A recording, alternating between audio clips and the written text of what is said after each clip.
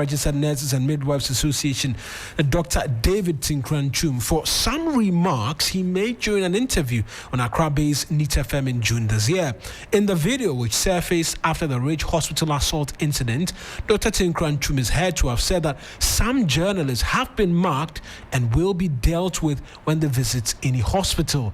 This has enraged the Ghana Journalists Association, which has deemed his comment as gravely unfortunate and irresponsible, demanding that he immediately issues a public apology within 5 days or face both criminal and civil action. And we will get a bit more details right now from my colleague Christian Yalo, who's just returning from that news conference by the Ghana Journalists Association. Christian, you were in that presser. Talk to us about the concern and the visible anger on the faces of the GJA executives when these comments were made. Eric, we would recall that the Ghana Registered Nurses and Midwives Association had wanted to embark on a strike demanding better conditions of service, among many other things, which was scheduled for June this year.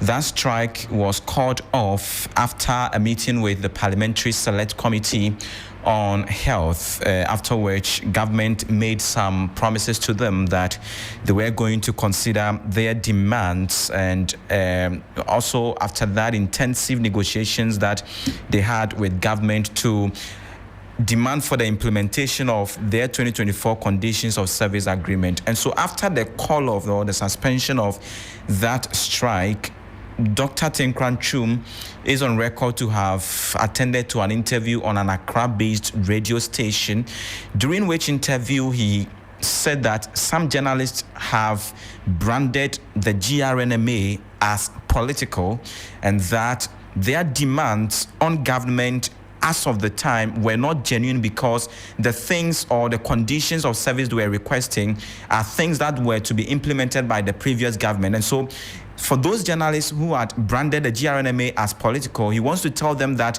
GRNMA is not political, for which reason he said that those journalists would come to meet them in hospitals whenever they visit hospitals. So those remarks are what the GJA thinks are so irresponsible, are reckless, for which reason they are demanding that he apologizes within 5 days or face them in court. Christian, thankfully we've been joined by the president of the Ghana Journalists Association, Albert Kwabena Jumfo. Mr. Jumfo, I appreciate you joining us. I trust that you're well. Thank you so much, and good evening to your cherished listeners, and thanks for the call. Right. You say Dr. David Tinkran-Chum must apologize within 5 days or he will face civil and criminal charges. In what capacity are you making or are you demanding this apology from him? Because one can easily say that when he spoke, he mentioned no names and there was no malice intended in what he said. An argument that can be put forth. Thank you. And do you believe that there was no malice intended? As a journalist, you've listened and watched the video. Would you say that there was no malice intended? Somebody who has categorically said that you've marked. The word, the emphasis is on marked. Mark them. So if you mark people, what do you mean? It means that you have targeted certain categories of persons who you think or who you feel does not reason with you. Are we not in the democratic dispensation era? We absolutely are. Where one can reason and can share his thoughts on issues. Even we, as leaders of the Inky fraternity, we have our own members criticizing us sometimes when we take decisions. If you say you mark them because you believe that their position is contradict to your position, then it means that you have an evil intention. You intend to cause harm. Because when you watch the video, I have had opportunity to watch or to listen carefully the full video and interview. I personally engaged the host, Manjeri of NIT FM, on the matter. He had made the comment until the host came in and I said that you cannot make such statements. Why are you talking this way? Before he came back and decided to polish it. We are saying that whether it was polished or not, for you to even say you have marked people, You understand? It means that that word mark alone is a threat on its own, and we don't take it lightly. You don't take it kindly. You don't take it kindly at all. Yes. On the civil and criminal action, how do you intend to proceed with this? Because yes, you've categorized this as a threat. In what form are you going to seek to have this redressed? First of all, we indicated, and I think that if you listen carefully to our press conference today briefing, we have elaborated on a number of issues, the processes, and what we intend to do if it fails to meet the 5-day ultimatum. Now, what we have also said was that under the civil action is very simple. These are words of threat. Like you just our legal team has advised. They are just waiting and ready. What we are going to do is that as the leadership of the Inky fraternity and as the mother or parent body for all journalists in Ghana, we don't need any specific person. Once we make such deliberately a record statement against journalists, we have the locus, we have the capacity, we have the constitutional mandate to seek legal redress. And so the GJA itself, without any specific journalist or any member, will seek redress in the court of competent jurisdiction. And again, we had already, like I indicated at the presser, our petition is ready. Yesterday, I had a brief chat with the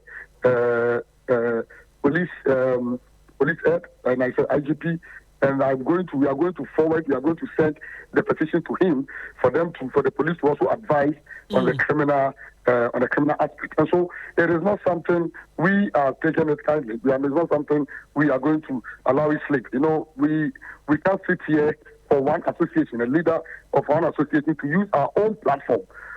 He is saying that the hospitals, the public hospitals, are their offices. And do they own the platform, the media platforms too? If you are talking about your office, then we also own the media platforms. Right. And these are our offices. So you can't come and sit in our office and threaten us. This is not something we will take for granted. We are going to deal with him, and we have given him 5 days. We have said that either he do the needful within these 5 days, or he dares us. Right. And I just want to ask one more question in relation to this subject matter. Dr. David Tinkran Chum is the General Secretary of the Registered Nurses and Midwives Association. Has the leadership in any way reached out to you, or you reaching out to them, because as a president of that association, for a conversation as to these threats which were issued by the General Secretary, and perhaps they say they will take some internal action against him? Oh, no, but I think, for me, we have indicated in our statement that the nurses, the Ghana Nurses and Midwifery Association should immediately come out and either disassociate themselves from those reckless comments and disown him, or we will deem it as being official comment or statement made on their behalf, and we will include them regardless. But on our side, we have engaged. My vice president has engaged him. My general secretary engaged him, and I know even after today's presser, he has reached out to my general secretary, and so we have engaged. But I think for us, it is not about engagement. It's about emphasis is on the threat on journalists, which we don't take for kind. We don't take. Yes. And when he reached out, was he remorseful over these comments he had made, or he was just seeking to engage and ask that you do this at a different forum in addressing this matter? I wouldn't want to speak for him. Unfortunately, I didn't talk to him directly, but I understand that he was clarifying and rather explaining his side of the story. What we don't, that is not what we need. We just wanted to establish the fact that you made such comments. Once those statements were made, with the clarification and trying to defend or explain is not what we needed. What we needed to establish is that, is it your voice? Is that your picture? It is not cut and joint. You made it, and once he affirmed and confirmed that he did that gives us the grounds to to advance our cause. Right, President. One more from you from the press conference today on Akwatia. I know you made a number of comments in relation to that. Top of it all, what would you be expecting of the security agencies, considering in the the rerun at Ablekuma North, we saw a number of journalists suffer some assaults to certain levels of degrees, and we're yet to see the full extent in terms of prosecutions and all of that. Of course, we had emphasized and stressed on the need to protect journalists in the discharge of our duty. We had also made call on the Ghana Police Service. In fact, if you recall, just a week ago, the leaders, the IGP and his program members had paid a courtesy call on the leadership of the GJA, assuring us, in fact, the IGP had said, and I quote him, that he himself will protect journalists during Akwatia, and that if his member doesn't protect, he himself will ensure that journalists are protected. And so for us, we have said that, look, we have picked a lot of intelligence, we have picked a lot of, we know that, in fact, they've learned from Ablekuma. We are duly informed that they've learned from Ablekuma and that they have devised a number of strategies to make sure to ensure a smooth and peaceful and orderliness during this process. But then we are saying that when journalists come under attack, if any journalist discharging its constitutional and legally mandated duty is attacked during during Akwatia by-election, we are going to hold the leadership, the management, then the IGP responsible. We will hold the leadership of the Ghana Police Service responsible. If any journalist is assaulted or attacked, the discharge of his or her duty at Akwatia, we are going to ensure that we hold the police responsible. Sure thing, President. We'll leave it here, and many thanks as always for speaking to us. Thank you too, and thank you, 3 News, for the good job you are doing. We want to assure you that you guys should keep on doing your work. We are there to protect your interests, and we'll do everything possible to ensure that, yes, journalists discharge its work or our work in a freer media environment, and not in a hostile environment. If you come with hostility, we will welcome you with hostility. And this is the message I want to send to all those perpetrators, the evil men and women who think they can just beat us, they can just assault us, inflict us with injuries, and go scot-free. We will meet them with hostility when they approach us with hostility. Right, and that's Albert Kwabena Jumfor. He is the president of the Ghana Journalists Association. As always, as a journalist, it's lovely hearing such assurances coming from your president that you can proceed with the work that you're supposed to be doing, because the Ghana Journalists Association will work to ensure your safety. As always, thank you. Christian, let's round up because there was on the assault of journalists. He mentioned some other cases which we're looking forward to getting resolutions on. Just briefly. Yes, the key one is the recent assault of a Joy News journalist, Carlos, who was during a live report on the Spintex Road attacked. We know that the presidency, through the Minister for Government Communications, Felix Kwatiofosu, condemned the act. We know the military also initiated a probe into that incident. The GJA says the military is beginning to confirm their fears because they believe that the report from that investigative action is long overdue and has delayed. And so they're demanding that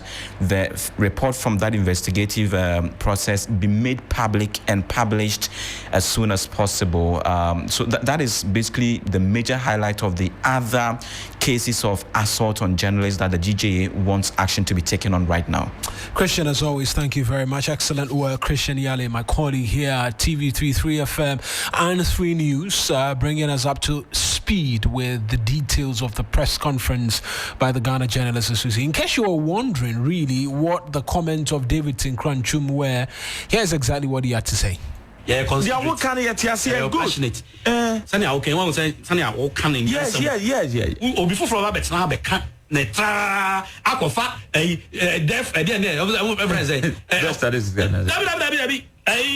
the normal condition of service no yes right allowance obi so nurse so ko yi dia osoro or ya soro boa but eno de woman so e kasa san me say ma condemn several occasions say we shouldn't also tackle it in that manner and they shouldn't be mark you those journalists we have marked them. They will come and meet us at the hospitals. I'm telling you, I'm serious about it. Why are you saying that? Hey? I'm saying it because we need to prove to them. No. Listen, hold on.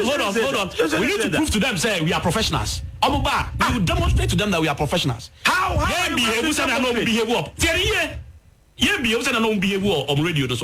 We will prove to them that we are professionals. I'm not saying you're on body. You're on body. Me kase ye be prove that we are professionals. So send our motor so yeah they won yes and you be your hospital. So I'm to office, radio station, no can handle omo de. Omo ba yes yet your consulting room. Yes no we will be professionals. We will demonstrate to them. David, you shouldn't have said this. They are professionals. You shouldn't have said this. And you heard the host of the program urging him that he shouldn't have said that. But we'll move away from this. And the communications director at the Office of